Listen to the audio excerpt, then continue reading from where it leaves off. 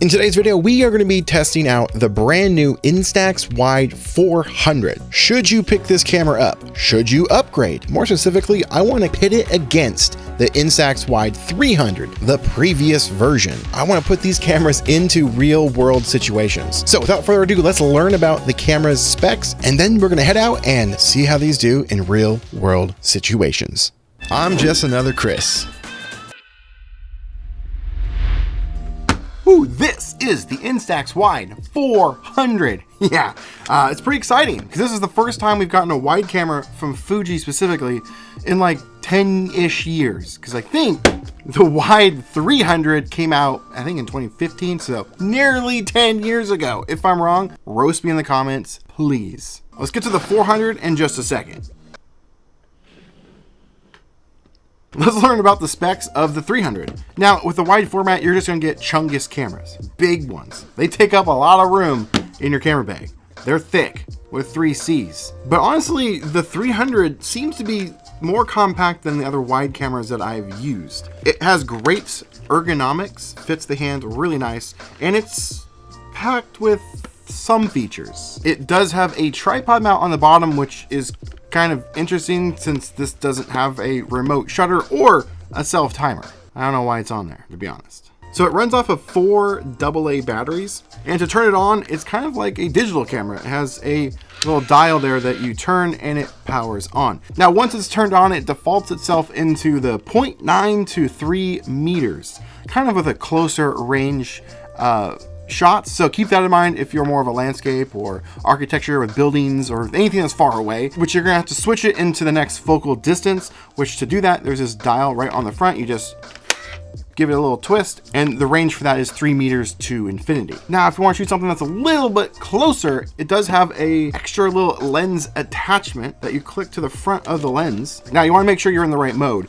So you switch back to 0.9 to 3 meters. You can take your selfies because it has a selfie mirror in the front to help you line things up. And if you want to take anything that's within that basically an arm's length range, it does have this little extended little arm here that helps you line things up in the viewfinder so you can get things straightened up. It has a flash that unfortunately you can't turn off. Everyone said this does have the ability to turn the flash off. That's not entirely true. And what I mean is, on the back, it has a flash button that you can push to force the flash on. Otherwise, it defaults itself into auto sometimes flash, meaning it will read the scene and determine if it needs to shoot a flash, which can be a little bit frustrating because if you're trying to shoot something maybe at night, maybe like a neon sign or something a little bit darker that you don't want to have a flash, you want to utilize the camera's light sensor, you can't do it. It does have a lighten and darken mode, aka exposure compensation, +1 or -1. Really, really nice. Still would like to have had some flash control though.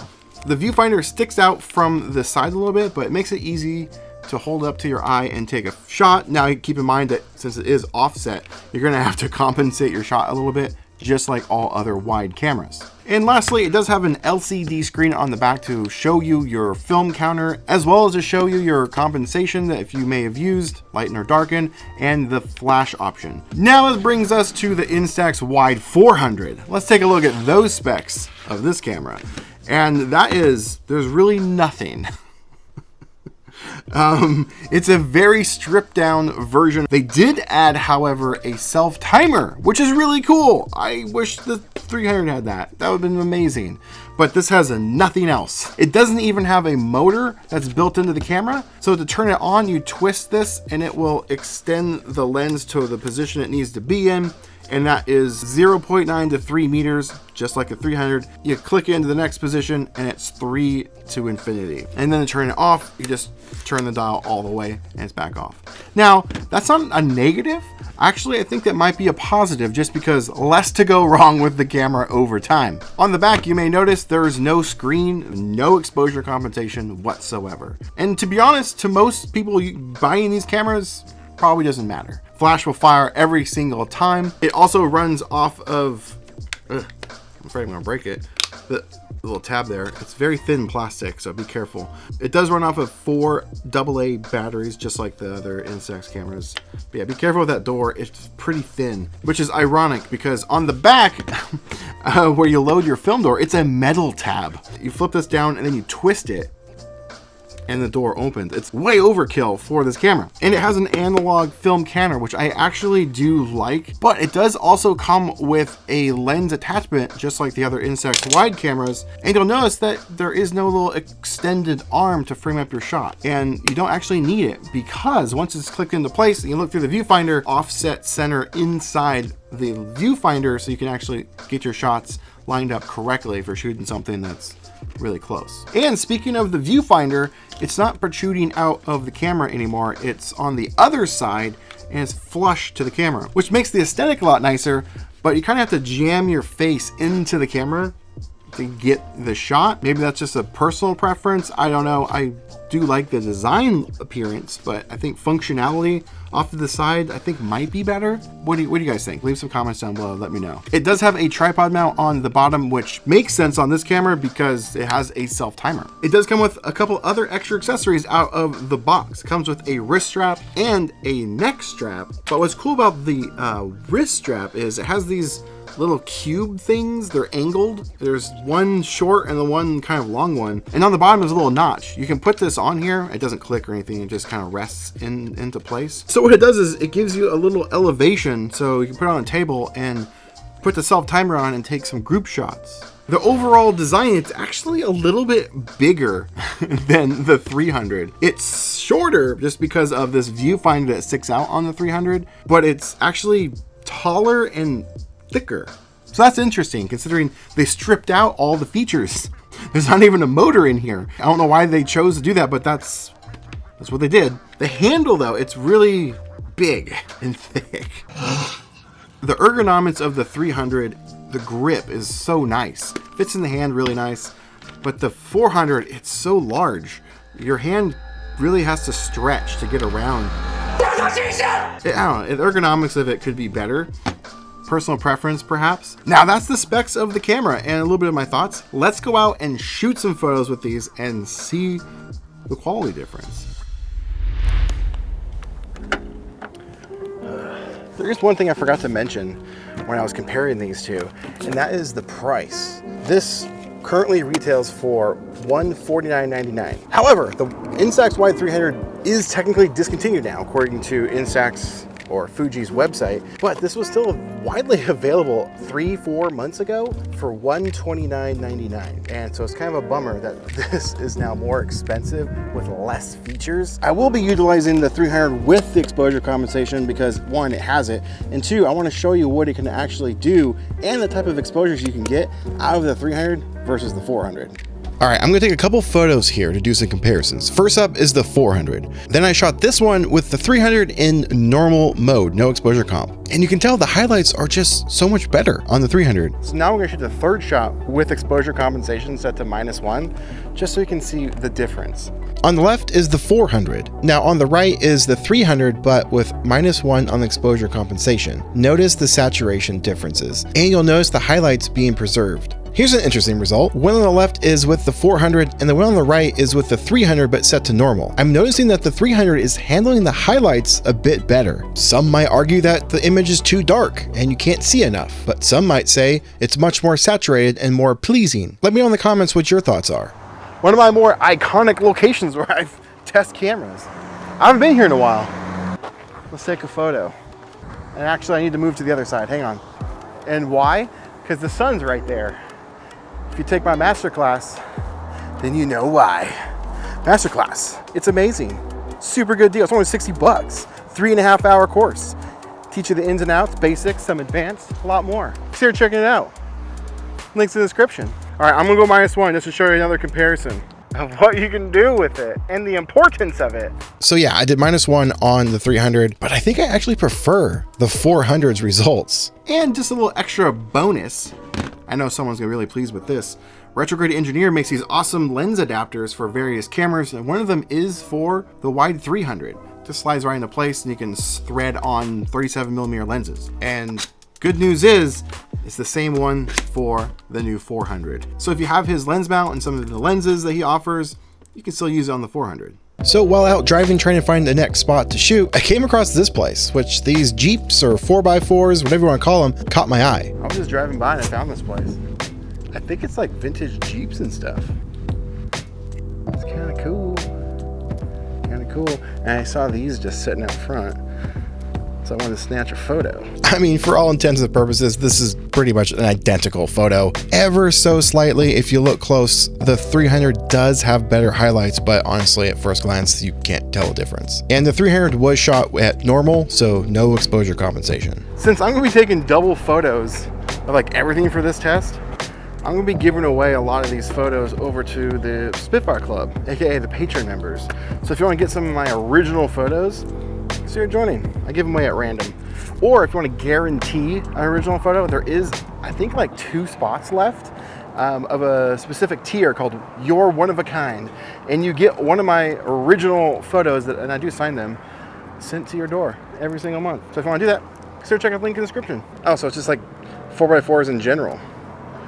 Cool, I'll have to come back when they're open. They do have Jeep stuff. That's nearly my Jeep. Almost the same. I'm gonna take a picture of this train. This is where exposure compensation comes in handy.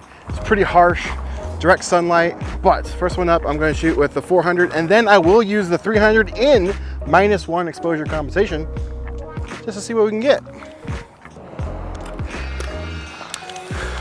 First one, -1, which is the D. I'm giving it the D, which means darken. All right. This guy here, because I don't know if I'm supposed to be here. So yeah, in this instance, it's pretty obvious which one was shot with which, but on the left, we have the 400, and on the right, we have the 300. And it's just so hard to compete with the 300 just because you have that option of exposure compensation. Now, is the 400 picture bad? I don't think so. It's still a fine photo. I don't know why Fuji decided to take out that feature, but they did. But again, it's not bad. Some might argue that you can see more of the shadow details that you lose when you do -1 exposure comp. Again, let me know in the comments. Would love to know your thoughts. I'm being stalked by Hawkins Power and Electric. Leave a comment if you get that reference. Oh no, it is moving. It's coming my way. They're onto me. They're onto me. All right, we're at another famous location. Haven't shot here in a while. Yeah, so these are basically the exact same photo, and the 300 was shot in normal mode, but it's extremely subtle. I still think the 300 preserved the highlights a little bit better, but you can't really tell at first glance. You really have to analyze it. I've gotten this comment before, like, hey, where are these locations? I want to check them out when I'm in that area. This is Hazeldale, Washington, my hometown. You should recognize this because this is in my book, Welcome to Hazeldale, that I put out. I need to re-release that again. But this sign's in Hazeldale, and you know that other motel sign? I fooled you to make it look like it was 2 locations. It's not. It's the same location. They're right next to each other. This spot's gonna be rather difficult to shoot, as well as record me shooting it. So I'm gonna do my best. Yeah, but there's no room. Ooh, I have a clearing though. Got one. This was with the 400. Now I gotta get the second one. Ooh, look at that cool car. I didn't even notice it when I was shooting.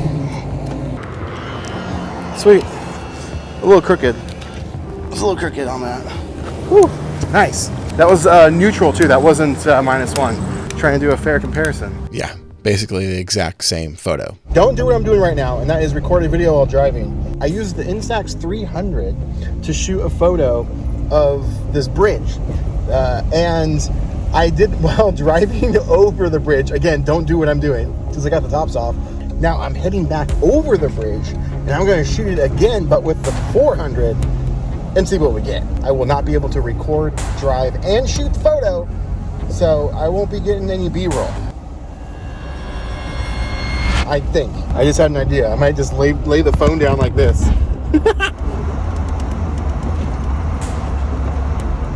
Yeah, don't do this while driving. Don't do what I did. But you know what? This is probably the favorite photo I took during all these tests, and it was with the 400. Now, the extra funny thing is I did -1 on the 300, and this is a case where the slightly slower shutter speed of shooting with the 400, because -1 or darken mode on the 300 will speed up the shutter, make it shoot faster. The 400 was able to capture the movement. It's telling a story. This photo's super cool. What do you think? Let me know. So what did we learn today? Is the 400 good? Should you buy this, or should you upgrade if you already have a 300? The 400 versus the 300, which one's better? Well, that's the 300. The 300 will just outperform the 400 any day of the week.